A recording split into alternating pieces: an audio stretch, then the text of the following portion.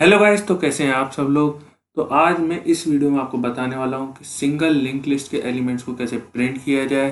तो चलिए शुरू करते हैं। सबसे पहले मैं आपको अपना प्रोग्राम रन कर कर दिखा देता हूं कि वो कैसे काम करता है, कैसे रन करता है, ताकि आपको थोड़ी सी जानकारी हो जाए कि हम ये करने वाले हैं, थोड़ा सा इंटरेस्ट क्रिएट हो जाए। तो चलिए शुरू करते हैं। सबसे पहले मैं आपको ये अपना प्रोग्राम दिखा देता हूँ। देखिए गाइस, तो ये है मेरा प्रोग्राम। तो मैं इसको कंपाइल करता हूँ। तो गाइस, जब तक ये कंपाइल हो रहा है, आप मेरे चैनल को सब्सक्राइब कर दें, लाइक कर दें और शेयर कर दें अगर आपको पसंद आता है तो। लाइक करना ना भूलें और सब्सक्राइब करना ना भूलें, और सब्सक्राइब करते समय बेल आइकन ज़रूर प्रेस कर दें ताकि आपको मेरी नेक्स्ट वीडियो का नोटिफिकेशन मिल जाए। तो गाइस देखिए, ये कंपाइल हो रहा है। Enter the number of elements you want to enter. तो गाइस देखिए, कंपाइल हो चुका है और ये कितने नंबर ऑफ एलिमेंट्स एंटर करने हैं ये वो पूछ रहा है। तो मैंने यहाँ पर डाल दिया 4, देन एंटर। अब आप नंबर डाल दीजिए जो आप नंबर डालना चाहते हैं, 1 2 3 4। तो देखिए guys, the entered elements are 1 2 3 4। तो गाइस, ये मैंने आपको प्रोग्राम रन कर कर दिखा दिया है। मेरा प्रोग्राम ठीक से वर्क कर रहा है। तो गाइस चलिए, मैं अब आपको बताता हूँ कि सिंगल लिंक लिस्ट क्या होती है, सिंगल लिंक लिस्ट क्या होती है और उसको कैसे। तो गाइस, अब हम सीखेंगे कि सिंगल लिंक लिस्ट के एलिमेंट्स को कैसे प्रिंट किया जाए। लेकिन उससे पहले थोड़ा सा बेसिक सा हम जानेंगे कि लिंक लिस्ट क्या होती है, ताकि हमें सिंगल लिंक लिस्ट के प्रोग्राम को बनाने में कोई प्रॉब्लम ना आए। तो चलिए शुरू करते हैं। तो देखिए, सपोज कीजिए ये कोई रैंडम डेटा है। इसको अगर आप इंक्रीजिंग ऑर्डर में अरेंज करना चाहते हैं, इंक्रीजिंग ऑर्डर मेमोरी में अरेंज करना चाहते हैं जो इजीली एक्सेसिबल हो आपके लिए, तो आप क्या यूज़ करेंगे? एरे यूज़ कर सकते हैं या फिर सिंगल लिंक लिस्ट। मतलब लिंक लिस्ट यूज़ कर सकते हैं, वैसे तो आप सिंगल भी यूज़ कर सकते हैं। लिंक लिस्ट के 3 टाइप होते हैं, single link list, circular and double. तो आप लिंक लिस्ट यूज़ कर सकते हैं या फिर एरे। तो एरे एरे में आप ऐसे यूज़ करेंगे। लेकिन इसमें एरे में एक डीमेरिट होता है कि आप इसके डेटा को कहीं से भी डिलीट नहीं कर सकते। मतलब बीच में से यहाँ से आप डिलीट करना चाहें तो डिलीट नहीं कर सकते, लेकिन सिंगल लिंक लिस्ट में कर सकते हैं। अब सिंगल लिंक लिस्ट नोड से मिलकर बना हुआ होता है, इसको हम नोड बोलते हैं। ये इस पार्ट को हम नोड बोलते हैं। नोड होता है डेटा और लिंक पार्ट से मिलकर बना हुआ। लिंक पार्ट क्या करता है? अपने जैसे अगले नोड का एड्रेस स्टोर करता है। और डेटा कुछ कुछ भी स्टोर कर सकता है। ये integer value, float value, character value, आप चाहे अपना पूरा टाइम टेबल स्टोर कर सकते हैं सिर्फ एक नोड के डेटा के अंदर ही, जो चाहे आप स्टोर कर सकते हैं। तो ये होती है नोड। अब सिंगल लिंक लिस्ट मिलकर बनी हुई होती है नोड्स के कॉम्बिनेशन से। देखिए, ये पहला नोड दूसरे नोड को पॉइंट कर रहा है, इसका एड्रेस स्टोर कर कर 205 इसका एड्रेस स्टोर है। ये इसका एड्रेस है 210, इसने यहाँ पर स्टोर किया हुआ है। इसका एड्रेस है 215, इसको यहाँ पर स्टोर किया हुआ है। अब आप अगर इसमें से यहाँ से 15 डिलीट करना चाहते हैं, इजीली डिलीट कर सकते हैं। यहाँ पर सिर्फ 210 एड्रेस स्टोर करना होगा, ये नोड डिलीट हो जाएगा। अगर आप ये लास्ट में किसी को पॉइंट नहीं कर रहा है तो हम इसमें नल स्टोर कर देते हैं, ताकि कोई रैंडम मेमोरी स्टोर ना करे ये। तो गाइज, अब हम स्टार्ट करेंगे अपना प्रोग्राम बनाना कि सिंगल लिंक लिस्ट के एलिमेंट को कैसे प्रिंट किया जाता है, उसका अब हम प्रोग्राम बनाएंगे। तो चलिए स्टार्ट करते हैं। मैं अपना text editor code block open कर लेता हूँ, उसमें मैं अपना प्रोग्राम बनाऊंगा सी लैंग्वेज का, कैसे प्रिंट किया जाता है सिंगल लिंक लिस्ट के एलिमेंट्स को। तो चलिए शुरू करते हैं। तो गाइज, अब हम प्रोग्राम बनाना स्टार्ट करेंगे कि सिंगल लिंक लिस्ट को कैसे प्रिंट किया जाता है, इसका अब हम प्रोग्राम बनाना स्टार्ट करेंगे। तो चलिए शुरू करते हैं। हैश हैश include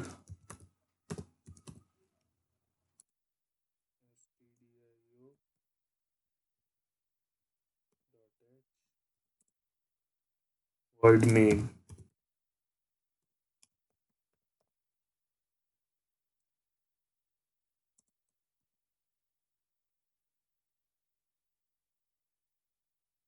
गाइस जैसे हमारे पास इंट होते हैं, फ्लोट होते हैं, कैरेक्टर प्री डिफाइंड फंक्शंस होते हैं, ऐसे ही हम अपना खुद का एक फंक्शन क्रिएट कर सकते हैं स्ट्रक्ट कीवर्ड की मदद से।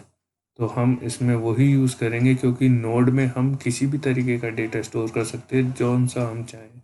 इंट चाहें, मैंने आपको बताया था कि टाइम टेबल स्टोर कर सकते हैं। टाइम टेबल में आपका कैरेक्टर वैल्यूज़ भी होती हैं, इंटीजर वैल्यूज़ भी होती है। तो ऐसा कोई फंक्शन तो है नहीं जिसमें आप कैरेक्टर और इंटीजर वैल्यू एक साथ स्टोर कर सकें। तो इसलिए हम अपना खुद का एक फंक्शन बनाएंगे जिसमें हम इंटीजर वैल्यू स्टोर करेंगे क्योंकि हम यूज़र से इंटीजर एलिमेंट्स ही प्रिंट कराने वाले हैं। तो चलिए शो करते हैं str। असल में नोड मैंने सिर्फ नाम लिखा है, आप यहाँ पर कुछ भी लिख सकते हैं। नोड की बजाय जेड ही लिख सकते हैं, एक्स वाई जेड, ये भी एक नाम हो जाएगा। और फिर ये कर्ली ब्रेसेस।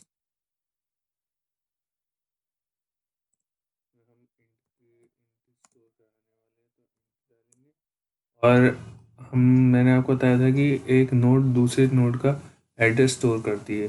तो उसको तो उसके लिए हम एक लिंक पार्टी बनाएंगे नोड का, स्ट्रक्ट।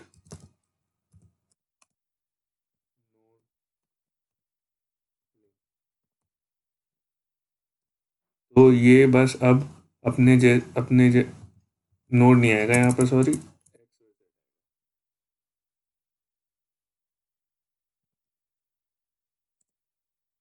तो अब इसमें एक लिंक पार्ट बन चुका है नोड के अंदर, जो अपनी जैसी नोड का ही एड्रेस स्टोर करेगी और किसी का एड्रेस स्टोर नहीं करेगी। तो चलिए अब हम यूज़र से एंटर कराएंगे कि वो आखिरकार कितने एलिमेंट प्रिंट करना चाहता है।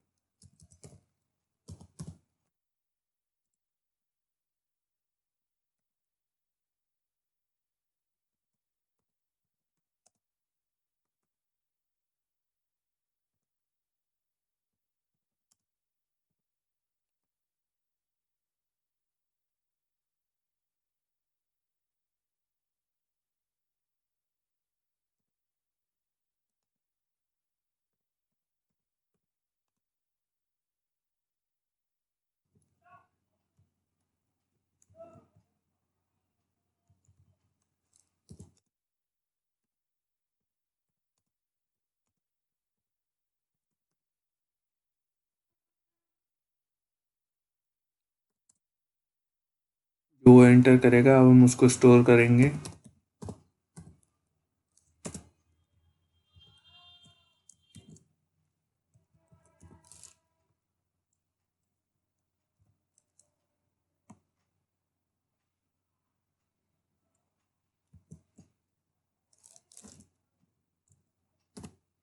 पहले हम अपना पूरा प्रोग्राम बना लेते हैं, फिर जो भी हमने वेरिएबल यूज़ किए हुए होंगे उन्हें हम यहाँ पर पहले से डिफाइन कर देंगे। हम एक लूप लगाएंगे ताकि वो लिंक लिस्ट में प्रिंट कर देता है। जैसे कि हम एरे में लूप लगाते हैं एलिमेंट्स को स्टोर करने के लिए, ऐसे ही हम इसमें लगाते हैं लूप ताकि एक नोड क्रिएट होती चली जाए और एलिमेंट्स प्रिंट होते चले जाए। तो अब हम फॉर लूप लगाएंगे, b is equal to 0, b less than a। ये जब तक चलेगा जब तक यूज़र की कंडीशन सेटिस्फाई है। इफ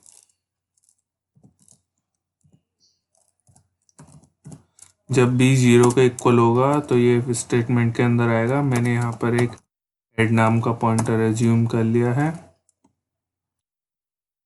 इनको अभी हम डिफाइन करेंगे, पहले हम सारे यूज़ कर लेते हैं फिर हमको पता होगा हमने क्या क्या डिफाइन किया है, इसलिए मैं पहले यूज़ कर लेता हूँ फिर मैं डिफाइन करता हूँ।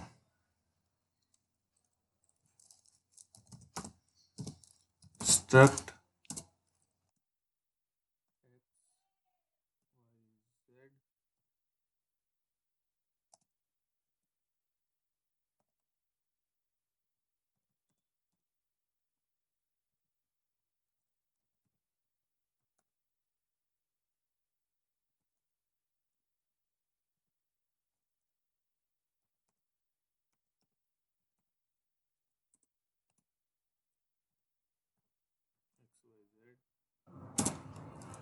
पी जब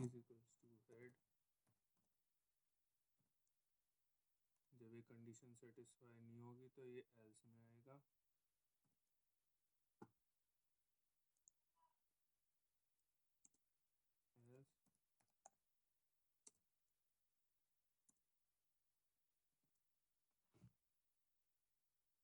ये हम डिफाइन कर देंगे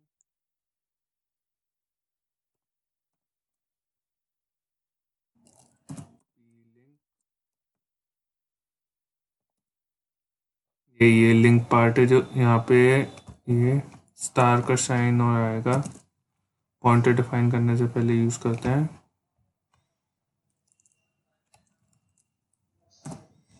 Ctrl+V।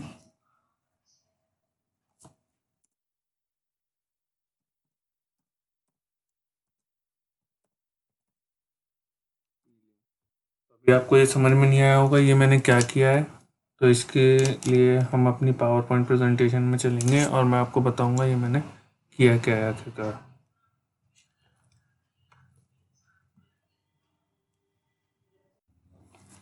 तो अब हम अपने स्लाइड शो पे चलेंगे। वह देखिए यहाँ पर ये क्या हो रहा है, इफ लूप के अंदर आप सोच रहे होंगे हो क्या रहा है, मैं आपको बताता हूँ ये क्या हो रहा है।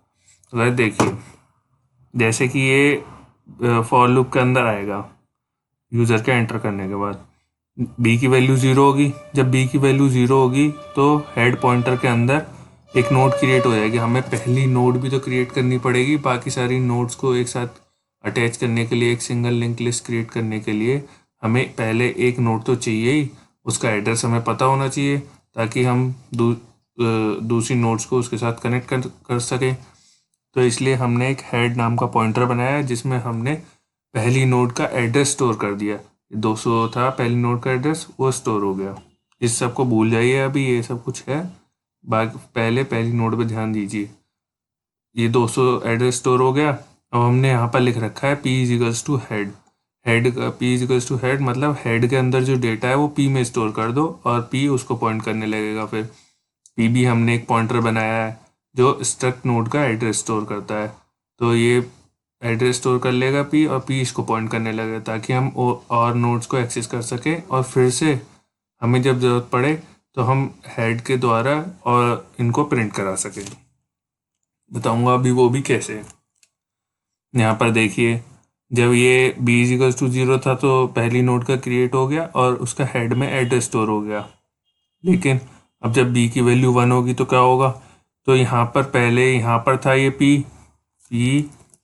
पहले देखिए यहाँ पर पॉइंट कर रहा है, तो अब पी लिंक मतलब ये एरो ऑपरेटर हम नोड के किसी भी पार्ट को एक्सेस कर सकते हैं। हमने इस पार्ट को लिंक नाम दिया था और इस पार्ट को ए नाम दिया था। तो अभी हम एक्सेस करने के लिए पी लिंक में हमने एक दूसरी नोड का एड्रेस स्टोर कर दिया। यहाँ पर एड्रेस स्टोर हो गया। मैलोक फंक्शन की वजह से नोड क्रिएट हो रही है रन टाइम में और उसमें इसका एड्रेस स्टोर हो गया, ये 205 ये एड्रेस स्टोर हो गया।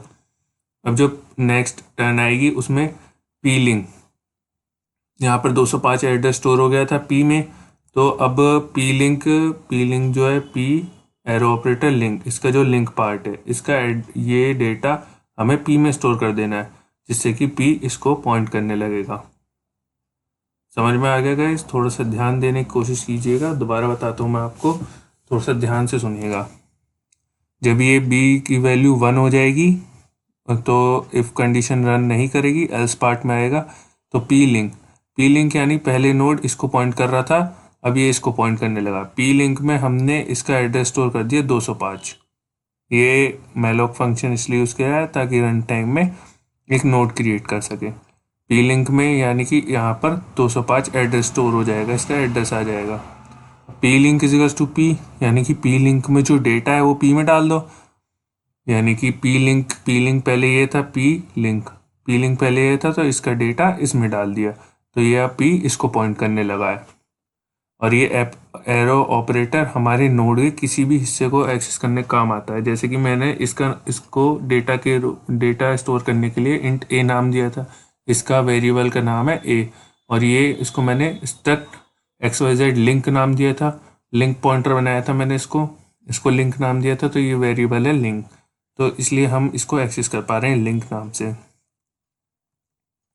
अब जब ये नेक्स्ट पर आएगा तो ये बी की वैल्यू 2 हो जाएगी। अब बी की वैल्यू 2, पी लिंक पे आएगा, P link struct X Y Z, ये मैलॉक फंक्शन नोड क्रिएट कर देगा और यहाँ पर पी लिंक में एड्रेस स्टोर हो जाएगा। देखिए यहाँ पर प्रिंट पॉइंट कर रहा है ये 210, यहाँ पर ये एड्रेस स्टोर हो गया।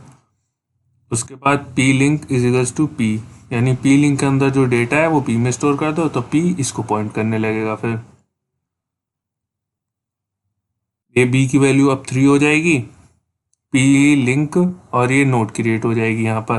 पी लिंक में जो डेटा है मतलब जो नोड क्रिएट हुई है वो पी लिंक में स्टोर कर दो। पी लिंक यानी कि ये पी इसको पॉइंट करेगा, है ना। तो पी लिंक यहाँ पे 215 इसका एड्रेस है, यहाँ पर स्टोर हो जाएगा। अब पी लिंक के अंदर जो डेटा है वो पी में स्टोर कर दो तो पी इसको पॉइंट करने लगेगा। लास्ट में हम इसको नल से स्टोर कर देंगे, कुछ भी नहीं है, वरना ये रैंडम एड्रेस स्टोर कर लेगा जिसकी वजह से हमारी लिंक लिस्ट में कुछ रैंडम डेटा आ जाएगा जिसकी वजह से वो गलत हो जाएगी, इसलिए हम लास्ट में नल स्टोर कर देते हैं। अब हम अपने वापस से प्रोग्राम पर चलते हैं।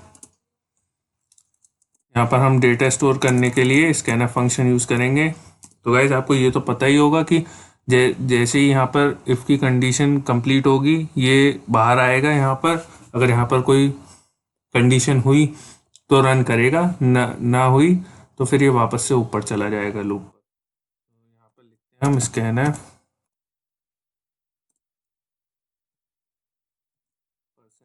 %d स्लैश एंड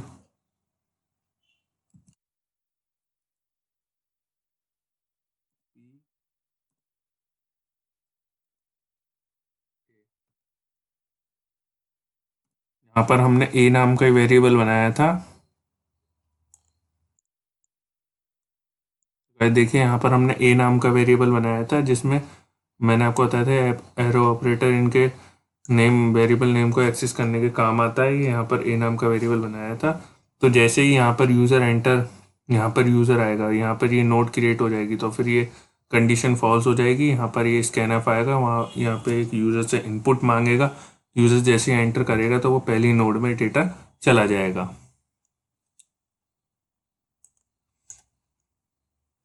तो गाइस पहले हम इसको रन कर देख लेते हैं ये ठीक से वर्क कर रहा है कि नहीं। पहले हम डिफाइन कर देते हैं जो हमने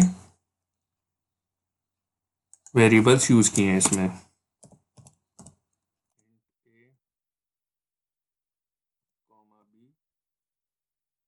यूज़ किया और हमने पॉइंटर यूज़ किया है struct X Y Z star head comma star P. ये हमने स्ट्रक्ट एक्स वाई जेड नाम के पॉइंटर डिफाइन कर दिए जो इन्हीं का एड्रेस स्टोर करेगा स्ट्रक्ट एक्स वाई जेड का। जैसे कि इंटीजर के पॉइंटर डिफाइन करने से पहले हमें इंटीजर लगाना पड़ता है, ऐसे ही स्ट्रक्ट एक्स वाई इस मतलब जो आपने वो बनाया है अपना फंक्शन, उसको डिफाइन करने से पहले उसको फंक्शन का नाम लिखना पड़ेगा यहाँ पर ये।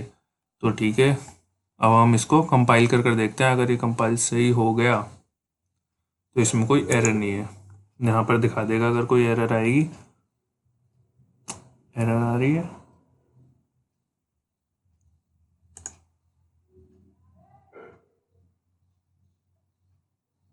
क्या एरर है ये?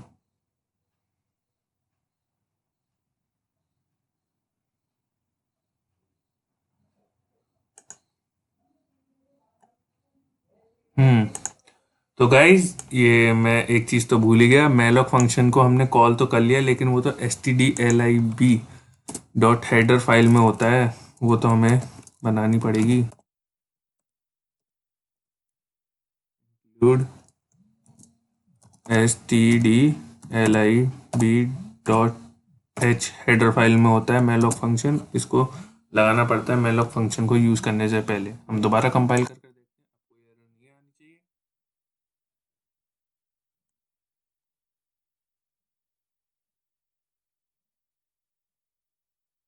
आज देखिए 0 एरर, 0 वार्निंग, 0 मिनट 9 सेकंड्स में ये कंपाइल हो गया। तो हमने कंपाइल करके तो देख लिया है, कोई एरर नहीं आ रही है हमारे प्रोग्राम में। तो अब हम प्रिंट करने के लिए प्रोग्राम बनाएंगे और फिर उसके बाद रन करेंगे उसको। तो फिर अब हम p is equals to head लिखते हैं।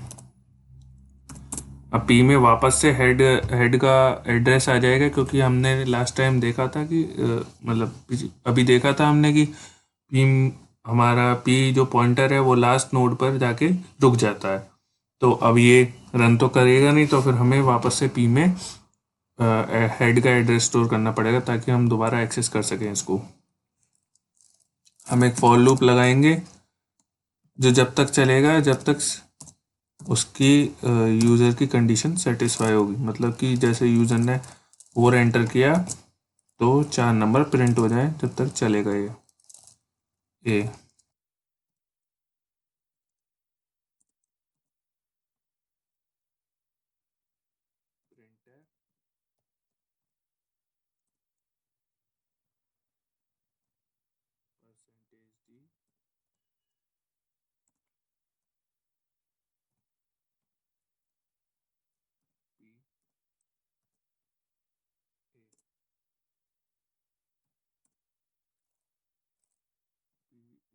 टू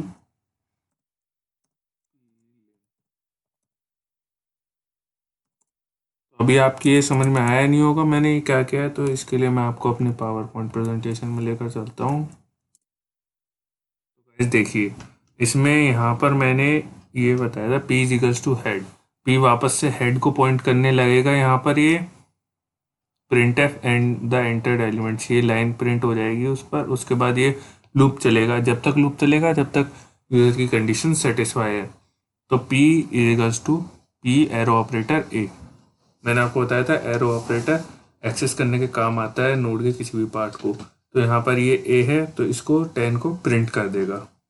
नेक्स्ट फिर ये क्या करेगा, p में वापस से p लिंक का एड्रेस स्टोर कर देगा, यानी कि इसमें 205 स्टोर कर देगा, जिसकी वजह से ये इसको पॉइंट करने लगेगा।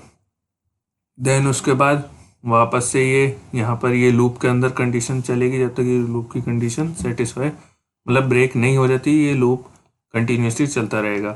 Print F p arrow operator है इसलिए 15 प्रिंट कर देगा। यहाँ पर p equals to p link, यहाँ पर ये इसका एड्रेस स्टोर कर देगा 210, जिससे कि प्रिंट ये p इसको पॉइंट करने लगेगा। यहाँ पर भी यही होगा, ये डेटा 20 प्रिंट कर देगा और फिर ये p लिंक मतलब p में ये एड्रेस स्टोर हो जाएगा और ये इसको पॉइंट करने लगेगा। और फिर ये p में डेटा स्टोर हो जाएगा, ये प्रिंट कर देगा इसको 25 को, और p में नल स्टोर हो जाएगा। नल कुछ होता नहीं है, यानी कि एम्प्टी हो जाएगा और ये लॉस्ट हो जाएगी। तो बस अब आपको मैं रन कर कर दिखा देता हूँ, वापस से प्रोग्राम में ले चलता हूँ मैं आपको।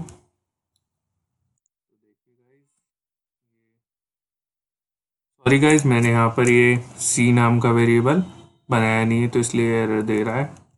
मैं वापस बना देता हूँ c नाम का वेरिएबल, तो ये एरर नहीं देगा आपको।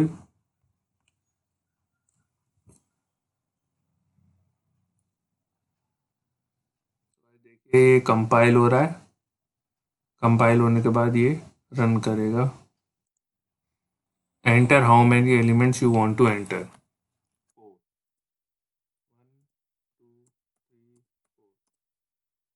The entered elements are 1 2 3 4। तो गाइस देखिए ये मेरा प्रोग्राम सही रन कर रहा है, मैंने आपको रन कर भी दिखा दिया है। गाइस आपको अगर वीडियो पसंद आई तो लाइक करें, शेयर करें और चैनल को सब्सक्राइब भी करें और बेल आइकन ज़रूर प्रेस कर दें, क्योंकि मैं ऐसे प्रोग्रामिंग पर नई नई वीडियो बनाता रहता हूँ और मैं सोच रहा हूँ अभी एक सी लैंग्वेज की प्लेलिस्ट लाने के लिए। तो चैनल को ज़रूर सब्सक्राइब करें और बेल आइकन ज़रूर दबा दें ताकि मेरी नई वीडियो का आपको नोटिफिकेशन मिलता रहे। तो थैंक यू गाइस।